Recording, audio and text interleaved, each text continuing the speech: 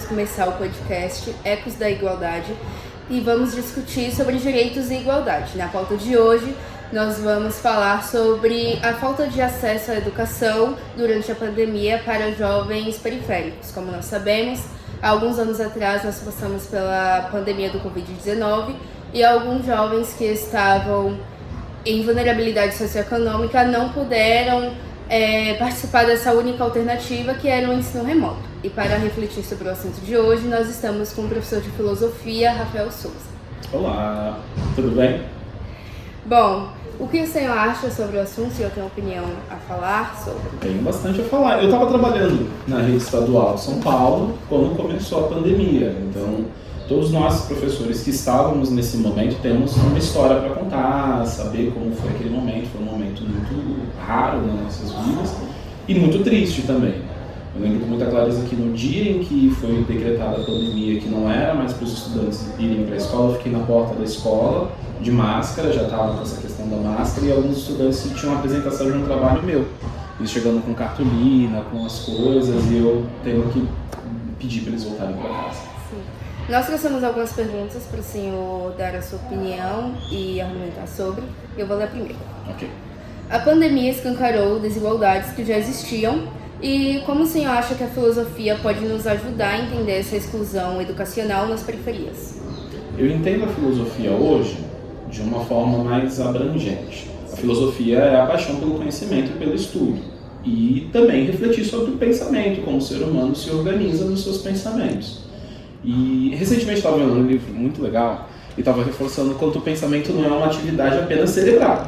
É uma atividade corporal. Nós temos neurônios na nossa pele, nós temos neurônios no nosso intestino, no nosso coração.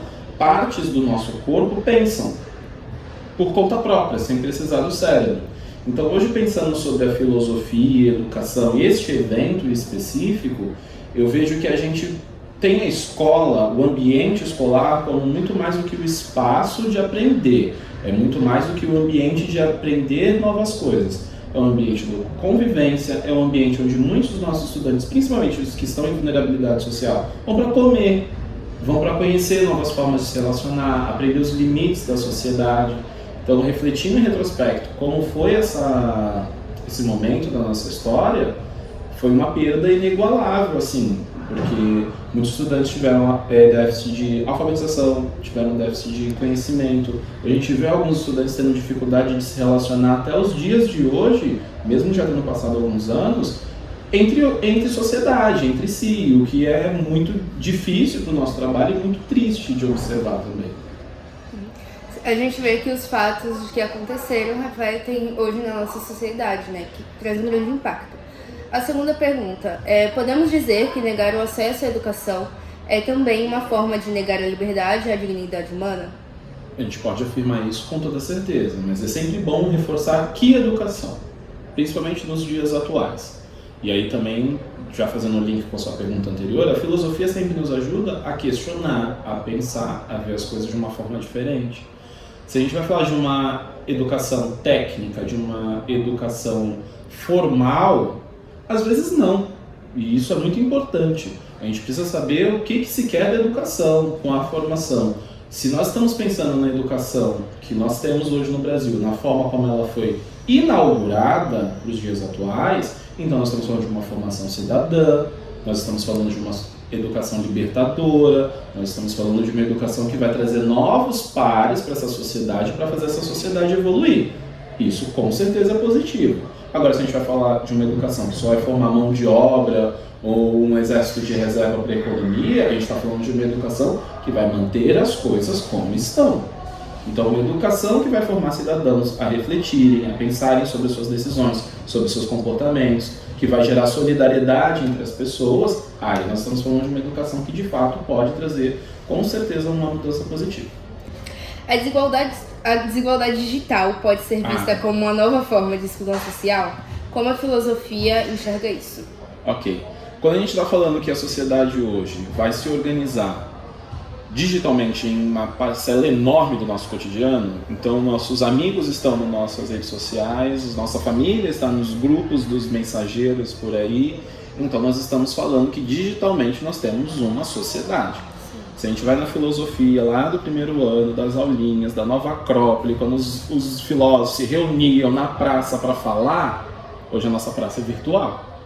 Então, se eu não dou acesso a todas as pessoas a esse campo de pensamento, é igualzinho como era na Grécia, onde quem ia na praça falar eram só os homens ricos, brancos.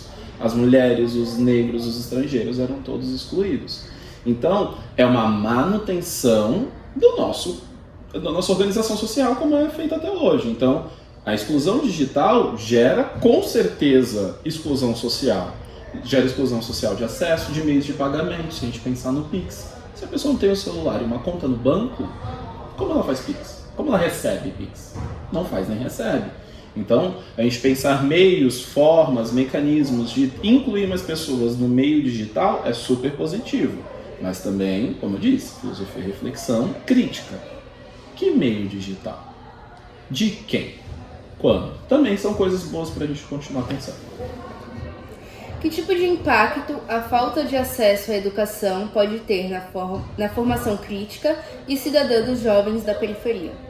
Se a gente pensa assim, vamos pensar em alguns colegas, estamos convivendo em escola, estamos vendo as coisas que acabam se formando, infelizmente, com muita defasagem educacional. Principalmente vocês, que são de uma geração que sofreram o impacto direto da pandemia e vão para o mercado de trabalho, vão para a sociedade. Com defasagem, você tem impacto direto na sua vida, a sociedade tem impacto direto na qualidade do serviço que vai ser prestado por esses novos profissionais que vão ser inseridos, na qualidade das suas escolhas pessoais, de família, de voto. Então, as decisões que um ser humano toma de um cidadão impactam diretamente a si mesmo e ao entorno. Então, quando a gente fala de uma educação que forma cidadãos, senso crítico, reflexão, conhecimento, sabendo onde a pessoa está, reflexão sobre o seu meio, sobre o seu tempo, porque o jovem de hoje em dia não é o jovem da minha época, nem o jovem dos mais velhos. Então tem que saber, se a gente está formando esses cidadãos sem reflexão crítica, com uma educação apenas técnica, sabendo operar uma máquina, sabendo apenas passar compra no supermercado, que não é nada menos importante, mas é uma coisa de fato que poderia ser mais, sem uma reflexão crítica sobre aquilo, de fato nós estamos tendo muito prejuízo enquanto sociedade, enquanto país às vezes, ou micro-sociedades, enquanto bairro.